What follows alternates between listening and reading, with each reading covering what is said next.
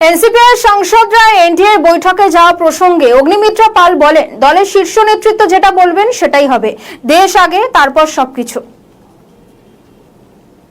হিসেবে হয়তো তারা এখনো তো তারা আসেননি, সুতরাং আগে থেকে এটা স্পেকুলেট করা উচিত নয়। আর যদি দলে আসে তাহলে আমি সঙ্গে সঙ্গে প্রতিবাদ করব, আমি কেন করব, হতে পারে, হ্যাঁ খারাপ লাগতেই পারে।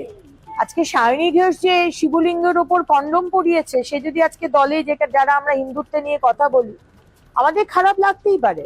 আজকে কাকলি ঘোষরা আমাকে পার্সোনাল অ্যাটাক করেছেন দুটো লাইভ প্রোগ্রামে, দিনের পর দিন পার্ক স্ট্রিটের ধর্ষণ কাণ্ড নিয়ে তিনি একটা অদ্ভুত মন্তব্য করেছেন, মহিলাকে অপমান করেছে।